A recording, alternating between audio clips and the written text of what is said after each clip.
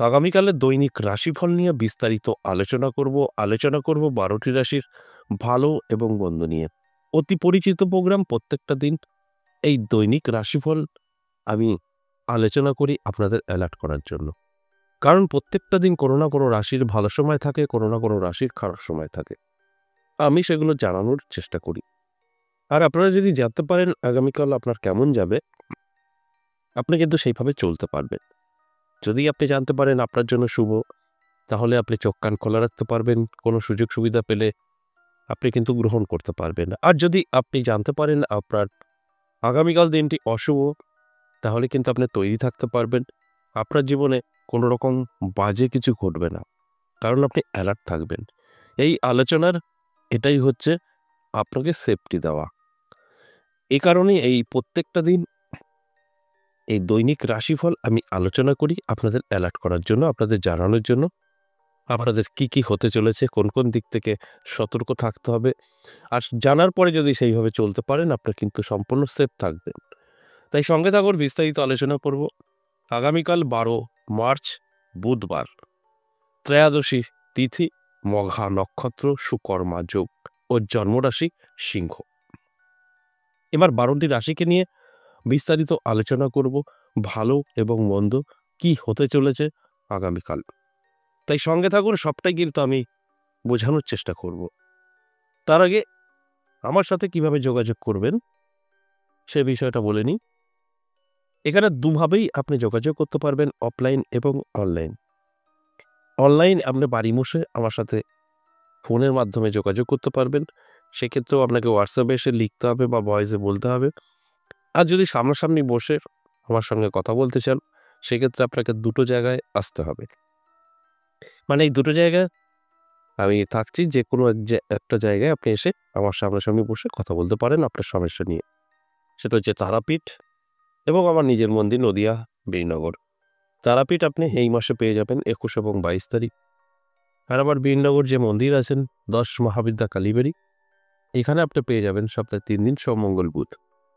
তো এইভাবে আপনি কিন্তু এই হোয়াটসঅ্যাপের মাধ্যমে ভয়েস বা লিখে বলে আপনি সরাসরি বা বাড়িতে বসে অনলাইন আপনার সম্পর্কে বিস্তারিত জানতে পারবেন।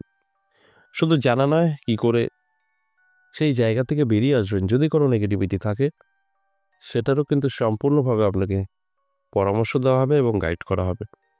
প্রতিকারের জন্য আমার এখানে খরচ করতে হয় না। প্রতিকার তো অনেক খরচ করে আপনারা করেন, স্টোন, নানা রকম প্রসেস, প্যাকেজ। আমাদের এখানে এসব কিছু নেই। তাই আপনার জাস্ট আমার সাথে সাক্ষাৎ করাটাই হচ্ছে বিষয়।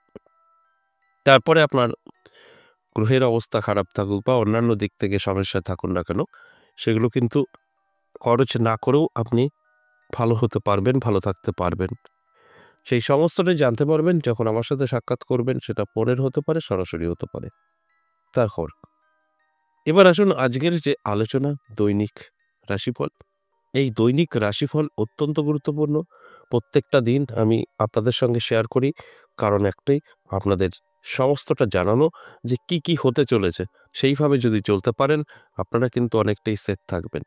আমি সবসময় বলি, আমি যদি জানতে পারি আমার সামনে বিপদ আছে, সেটা আমি আটকাতে পারবো একদম গ্যারান্টি সহকারে। আর যদি না জানেন, তাহলে কিন্তু সেই ঘটনাটা ঘটবে।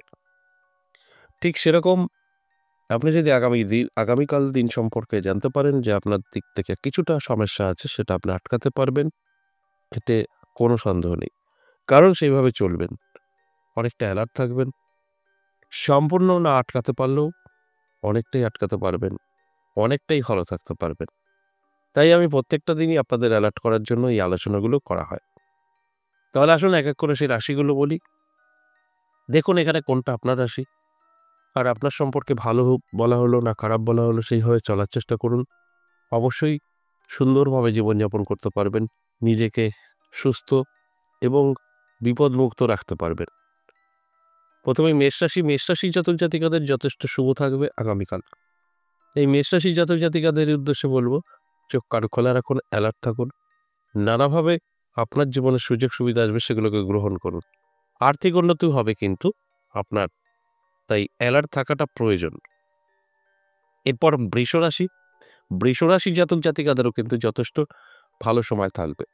বৃষরাশি জাতক জাতিকাদের উদ্দেশ্যে বলবো, অবশ্যই চোখ কান খোলা রাখুন, অ্যালার্ট থাকুন।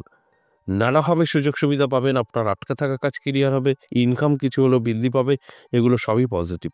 তাই পজিটিভ দিকগুলো অবশ্যই আপনার জীবনে অ্যাপ্লাই করার চেষ্টা করুন, যথেষ্ট ভালো থাকবেন। মিথুন রাশি কিন্তু প্রাপ্তিযোগ তৈরি হয়েছে, তাই মিথুন রাশির জাতক জাতিকাদের বলবো, আপনার কিন্তু অ্যালার্ট থাকা প্রয়োজন আছে, চোখ কান খোলা রাখবেন, কারণ আপনার জীবনে কোনো না কোনো দিক থেকে অর্থ কিন্তু এসে ধরা দেবে। তাই এই অর্থটা কিভাবে আসবে সেটা বলা মুশকিল, তবে আর্থিক দিক থেকে আপনি অনেকটাই শক্তিশালী হবেন। তাই অ্যালার্ট থাকাটা খুব জরুরি। আপনি অ্যালার্ট না থাকলে আমি যে কথাগুলো বলছি সেগুলো কিন্তু মিলিয়ে নিতে পারবেন না।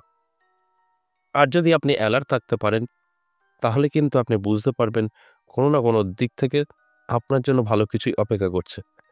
এরপর কর্কট রাশির জাতক জাতিকাদেরও কিন্তু যথেষ্ট শুভ সময় থাকবে, পজিটিভ সময় থাকবে। কর্কট রাশির জাতক জাতিকারা যারা আছেন বলবো, চোখ কান খোলা রাখুন, অ্যালার্ট থাকুন, কারণ নানাভাবে আপনার জীবনে সুযোগ সুবিধা আসবে এবং আপনার আর্থিক উন্নতি হবে চোখে পড়ার মতো। তাই আমার কাজ আপনাদের অ্যালার্ট করা, তারপরে কিন্তু আপনার দায়িত্ব। সঠিকভাবে যদি আপনি আগামীকাল দিনটি পরিচালিত করতে পারেন নিজেকে, আপনি অনেকটাই ভালো থাকবেন। সিংহ রাশি যথেষ্ট শুভ, পজিটিভ। সিংহ রাশি জাতক জাতিকাদের উদ্দেশ্যে বলবো, আপনি কিন্তু যে কোনো জায়গায় সাকসেস পাবেন, আপনার মান যশ খ্যাতি বৃদ্ধি পাবে। তাই চোখ কান খোলা রাখুন, অ্যালার্ট থাকুন।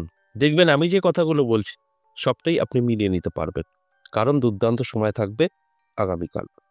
এরপর কন্যা রাশির জাতক জাতিকাদেরও কিন্তু আমি বলবো, মনের যে কোনো একটা ইচ্ছা পূরণ হতে পারে। যে কাজগুলো আটকে ছিল এতদিন ধরে সেই কাজগুলো কমপ্লিট করতে পারবেন। সমস্ত দিক থেকে সুনাম বৃদ্ধি পাবে, এগুলো কিন্তু পজিটিভ, ভীষণভাবে শুভ আগামীকাল কিন্তু থাকছে।